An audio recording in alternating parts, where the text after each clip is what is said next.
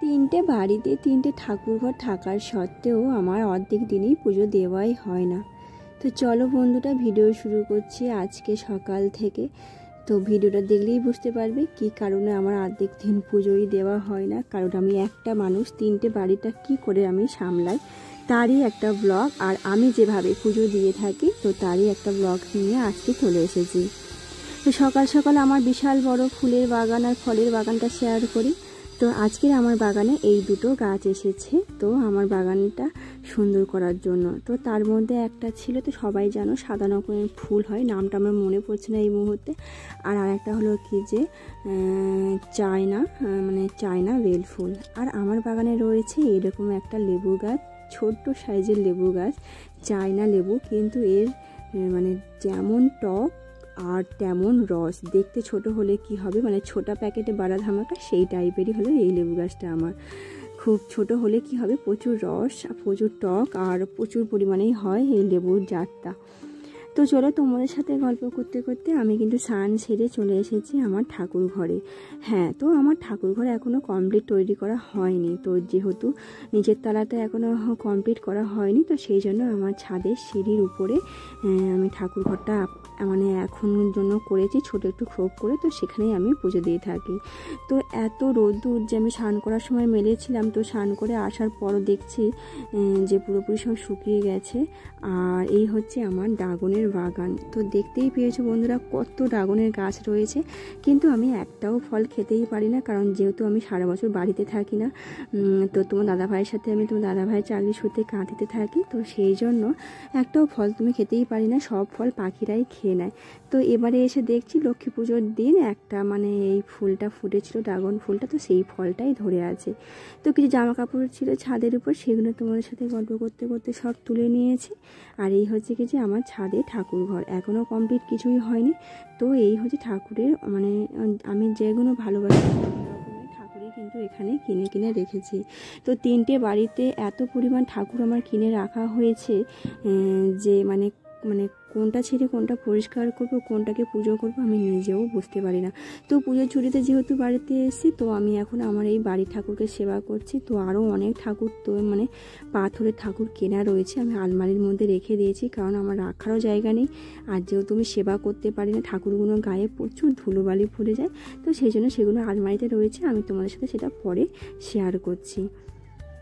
আর এই হলো আমার ঠাকুর ঘরের বালতি। খুব ছোট সাইজের বালতিটা দেখতে মনে হচ্ছে, কিন্তু এ প্রচুর ভারী আর দামও কিন্তু বিশাল নিয়েছে। কারণ এই যে বালতিটা দেখতে লাগছে ঠিক এই সাইজে এর বালতি, যে পরিমাণ ভারী এর মিডিয়াম সাইজেরও বালতি একটা হয়ে যেত।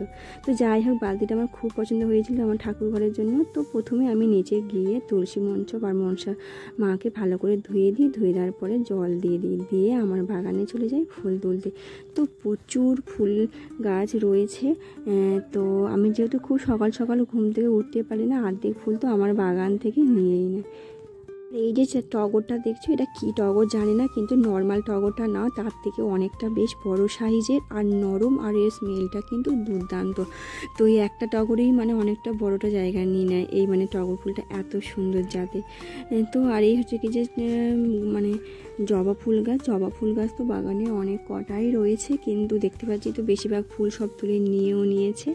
আরও অনেক রকমের ফুল গাছ রয়েছে। তো এখন এত ফলের গাছ হয়ে গেছে যে এই সব ফুল গাছে আর ফুলই আসছে না, হয়তো ছায়া পড়ে গেছে। তো যাই হোক, তো প্রত্যেকদিন কিন্তু এক ঝুড়ি পুরো ফুল তো আমার হয়। আর এদিকে আরও অনেক ফুলের গাছ রয়েছে, সব তো আমার তোলার সময় হচ্ছে না, তো যেহেতু তাড়াতাড়ি করে আমি পুজোটা দিয়ে দেবো বলে। আর এই যে দেখুন, এই টগর ফুলটা কিন্তু আমার কাছে ফুলই আসছে না, কেন আসছে না আমি তো বুঝতেই পারছি না। তো ওই টগর ফুলটা কিন্তু বেশ সুন্দর দেখতে লাগে। আর এই হচ্ছে আমার ফলের বাগান। আমি তো সবসময় তোমাদের সাথে আমার ফলের বাগানটা শেয়ার করি। আর এই ছিল নয়নতারা গাছ, কয়েকটা নয়নতারা ফুল গাছ রয়েছে, কারণ নয়নতারা ফুল গাছে তো বেশ অনেক ফুল ফোটে। আর আমার সবথেকে আনন্দ হচ্ছে কি যে আমার বাগানে হচ্ছে একটা বিশাল বড় খুব ছোট্ট ওটা শিউলি ফুল গাছে ফুল ফুটেছে। তো শিউলি ফুল গাছটা কিন্তু 1 থেকে 1.5 বছর এখনও বয়স হয়নি, হয়তো 1 বছর হবে। তো 1 বছরের মধ্যে গাছটা ছোট্ট লাগিয়েছিলাম, তো তার মধ্যে প্রচুর শিউলি ফুল হচ্ছে। তো খুবই ভালো লাগে, কারণ শিউলি ফুল তো আমরা সবাই বেশ পছন্দ করি। আর এত ছোটোটাই যে ফুল গাছ যে আমি হাত দিয়েই শিউলি গাছ থেকে ফুল তুলে নিয়েছি। তো বিশাল সুন্দর লাগছে আমার শিউলি ফুল গাছটা। তো আমি তো দেখো এই নিচে কত সুন্দর সুন্দর ফুল পড়েছে। তো এই ফুলগুলো তুলে আমি ভালো করে পরিষ্কার করে ধুয়ে নিয়ে ঠাকুর ঘরে চলে যাই। আর আমি তারপরে ফুল তোলার পরে আমার তুলসী মঞ্চপে ফুল দিয়ে দিই। তো তুলসী মঞ্চপে কী কালারে ফুল দিতে হয় আমার জানা নেই তুলসী মাতার পায়ে। তো তোমরা জানলে আমাকে অবশ্যই করে কমেন্টে জানিয়ে দিও। আর মনসা মার আর গাছে আমি সবসময় লাল জবা ফুল দিই, এটা আমি জানি। তো সেই জন্য লাল জবা ফুল দিয়েছি। আর তুলসী মঞ্চপে আমি এখানে সাদা যে ছোটো ছোটো ফুল হয় সেই ফুলই দিয়েছি, কারণ লাল ফুল দিতে হয় কি আমি কিন্তু জানি না। তারপরে নিচে ভালো করে সমস্ত বাসন কোসন পরিষ্কার করে ধুয়ে নিয়ে আমি উপরে উঠে গিয়ে তারপরে সেবা দিই।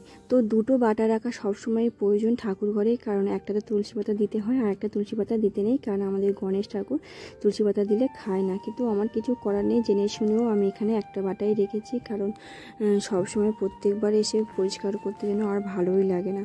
তো যাই হোক, এই একটা বাটাতেই আমি তুলসী পাতা দিই, কারণ আমাদের গোবিন্দ রাধা মাধব তো তুলসী পাতা ছাড়া তো ভোগ তো নেয় না। তো সেই জন্য আমি এখানে তুলসী পাতা দিয়ে দিয়েছি। আর দেখতে পাচ্ছ তো সব রকমের ঠাকুর আমার চেনাশোনার জানার মধ্যে সবাইকে আমি এখানে রেখেছি। আর এই হচ্ছে কি যে আমার ঠাকুর ঘর। তো আমার এক জায়গা থেকে এক জায়গায় যেতে আমার ঠাকুর ঘর পরিষ্কার করতে অনেকটা সময় লাগে। শুধু তো ঠাকুর ঘর পরিষ্কার করা না, পুরো ঘর বাড়ি 3টে বাড়ি, মানে যখন যেখানে যাই পুরো ঘর তো যে পরিমাণে নোংরা হয়ে থাকে তো সেগুলো পরিষ্কার করতে হয়। তারপরে 1-2 দিন বাদে পরিষ্কার হয়ে যাওয়ার পরে তবেই কিন্তু আমার ঠাকুর ঘরে পরিষ্কার করতে যেতে হয়। তো যাই হোক, তো ঠাকুরগুলো রেখেছি, তো এগুলো পরিষ্কার করে রেখেছি। আর এই হলো লক্ষ্মীনারায়ণ। আমি এই মূর্তিটা 2 বছর আগে কিনেছিলাম, এবছর নিয়ে 3 বছর পুজো হয়ে গিয়েছে, লক্ষ্মী পুজো। তো আশা রাখছি এই পরের বছর একটা নতুন লক্ষ্মীনারায়ণ মাটির প্রতিমা আনবো। আর এই যে ঠাকুরগুলো দেখতে পাচ্ছ, তো এইগুলো আমি এই মানে চিত্রপটই রেখেছি। আরও বেশ কিছু ঠাকুর রয়েছে নিচে, তো একটু পরে তোমাদেরকে আমি শেয়ার করছি। আর এই হচ্ছে পাথরের শিবলিঙ্গ, এটা কিন্তু শ্বেত পাথরের, তোমার মা আমাকে কিনে দিয়েছিল। তো 3 জায়গায় 3টে বাড়িতে কিন্তু শিব ঠাকুর আছে। তো কখন কাকে সেবা দেবো, যেহেতু এই পুজোর সময় এসেছি, তো শুধুমাত্র এই ঠাকুরটাকেই আমি সেবা দিয়েছি। তো পুজো ছুটিতে আমার বাড়িতে এসেছি, এখন কালী পুজো পর্যন্ত থাকবো। তো তারপর তো আমি আবার চলে যাবো আমাদের কাঁথিতে। তো ওখানে তোমার দাদা ভাইয়ের স্কুল, আমার মেয়ের স্কুল। তো যাই হোক, শিবলিঙ্গ আর এই নন্দী বাবার মাথায় তো জল তো দিতেই হয় সব প্রত্যেক দিনই, যেগুলো আমরা জেনে থাকি রোজকার। আর ঘটে তো ফুল জল সেবা তো দিতেই হয়। তো দিয়ে আমি এইভাবে আমার পুজোটা শুরু করি। তো তারপরে প্রত্যেকটা ঠাকুরের পায়ে যে ঠাকুরের কাছে যে ফুল দেওয়া উচিত, যেটুকু আমি জানি সেইগুলোই আমি করার চেষ্টা করি। তো আমার যদি কোনো কিছু ভুল ত্রুটি হয়ে থাকে তো তোমরা অবশ্যই করে কমেন্টে জানিও, তাহলে আমি কিছু শিখতে পারবো। তো যাই হোক, তো সব ঠাকুরকে তো সব রকমের ফুল দিতে নেই, বিশেষ করে ছেলে ফুল তো লাল ফুল দিতে নেই, বা এমনি এই ঠাকুরের যে ফুল দিতে হয়, তো সেই সব ফুল দিয়েই আমি পুজো করে নিচ্ছি। আর এই যে নৃসিংহ ঠাকুরের যে চিত্রপটটা দেখছো, তো আমি মায়াপুরে গিয়েছিলাম, তো ওখান থেকে এটা এনেছিলাম। তো পাথরে খুঁজলাম, পাথরের পাইনি বলে এটা এনেছি। আর এই যে ঠাকুরটা দেখতে পাচ্ছি, এটা হচ্ছে উত্তর ভারতের ঠাকুর। তো আমার মা গিয়েছিল উত্তর ভারত থেকে, ওই ঠাকুরের চিত্রপটটা আমার এনে দিয়েছিল। তো এইভাবে তো মনসা ঠাকুর আর গণেশ ঠাকুরকে লাল জবা দিয়ে দিচ্ছি, কারণ মনসা মা আর গণেশ ঠাকুর তো লাল জবা ফুলই বেশি ভালোবাসে। তো এইভাবে সব ঠাকুরকে প্রথমে ফুল আর তুলসী পাতা দিয়ে দিচ্ছি। আর এই যে তুলসী পাতার ডোক দিয়ে কিন্তু পুজো দেওয়া খুবই ভালো রাধা মাধবকে। তো তুলসী পাতা অনেকে বলে ডোক ছিঁড়তে নেই, কিন্তু আমি তো ডোক দিয়েই পুজো দিই। তো ইস্কন থেকে ওখান থেকে বলে যে ডোক দিয়েও পুজো দেওয়া যায়, তো ঠাকুর নাকি বেশি খুশি হয়। এইরকম তুলসী পাতার যে মুখের ডোক মঞ্জুরি সহ যদি ডোক দিয়ে ঠাকুরের পায়ে যদি চন্দন দিয়ে যদি দেওয়া যায় তো খুবই ভালো, ঠাকুরের খুবই পছন্দ হয়। তো সেইভাবেই আমি দিয়েছি। তো উপরে আমি পুজোটা ছেড়ে দিয়েছি। তো পুজো দিতে দিতে তোমার দাদা ভাইও চলে এসছে প্রসাদ নিয়ে, কারণ দেরি হয়ে যাবে সেজন্য আমি আগে থেকে পুজো দেওয়াটা শুরু করে দিয়েছি। তো তোমার দাদা ভাই আসার পরে আমি কিন্তু এখানে মিষ্টি দিয়ে পুজো দেবো। তো এই যে ঠাকুরটা দেখতে পাচ্ছ কালী ঠাকুর, এটা কিন্তু আমি দক্ষিণেশ্বর থেকে কিনেছিলাম পাথরে।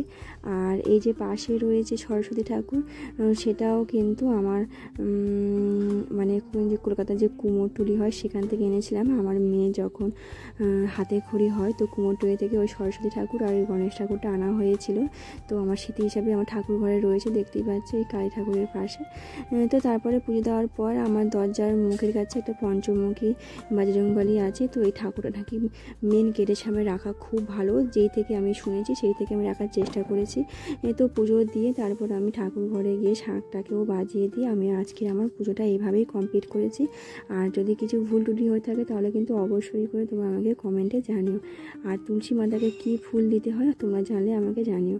আর আমার মেয়ে হচ্ছে এদিকে ত্রিশূল আর ডুগডুগি কেনার জন্য অনেক দিন ধরে বায়না করছিল। অবশেষে সত্যিকারের একটা ডুগডুগি পাওয়া গেছে। তো অত ছোটো ডুগডুগিটা প্রচুর দামও নিয়েছে, ওটা নাকি আসল ডুগডুগি।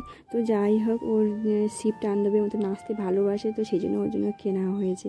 আর এই হলো ছোট্ট একটা এটিএমের মতো আমার আলমারি টাইপের বলতে পারি। তো যাই হোক, ওর মধ্যে কিছু ঠাকুর কিন্তু আমি এখানে গুছিয়ে রেখেছি, পাথরের ঠাকুর। আর এইসব ঠাকুরগুলো ঠাকুর ঘরে রাখারও প্রথমত জায়গা নেই। আর যেহেতু আমি সেবা দিতে পারি না প্রতিনিয়ত, ঠাকুরগুলো আবার ধুলো পড়ে যাবে, এসে আবার পরিষ্কার করতে হয়। তো সেই জন্য ঠাকুরগুলো আমি এইভাবেই গুছিয়ে রেখে দিয়েছি। তো মুখ আর খোলাই হয়নি। তো গঙ্গাসাগরে গিয়েছিলাম কিছুদিন আগে, সেখান থেকে কিছু আমি পাথরের ঠাকুর এনেছি। তো সেই ঠাকুরগুলো এখানে সব রাখা রয়েছে। আর এই ছোট্ট ব্যাটটা খুবই সুন্দর। আর যে রাধাকৃষ্ণের মূর্তিটা দেখলেন সেটা কিন্তু মায়াপুর ইস্কন থেকে আমি এনেছিলাম, ওই পাথরে রাধাকৃষ্ণের মূর্তিটা। তো এখন নতুন রয়েছে, এখনও আমি সেবা করা হয়নি।